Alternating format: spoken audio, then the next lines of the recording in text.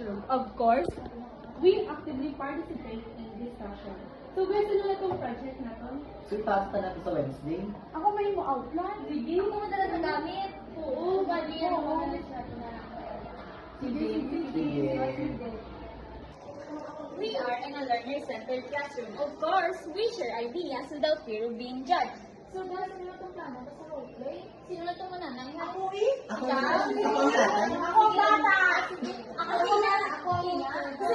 Sino ko eh? Ikaw mo We are learner-centered classroom. Of course, we do group works and collaborate with classmates. So guys, ano na yung mo? Sa ako yung project. Butangan ka mga flowers, pagitlangan ka. Para magkakaroon yan sa So, ako mabakal sa cartolina. What? Tapos ano pagid? Butang color blue, parang ice of festive. Wow! Manami! Congratulations! Mataukit ni! Yes! We are in a learner-centered classroom. Of course, we learn from each other's perspective.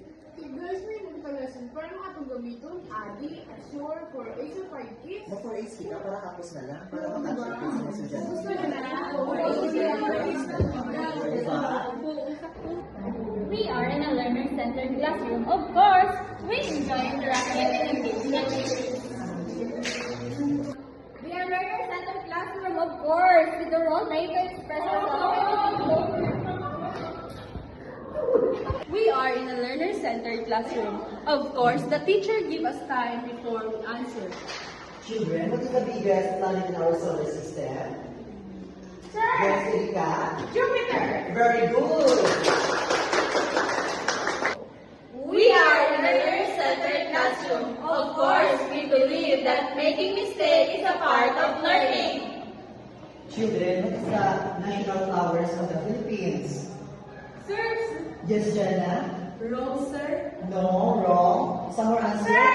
Yes, Erika? Sampagita! Yes, very Sampagita.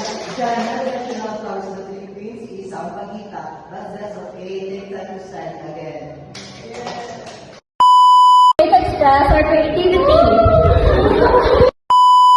Wait pa.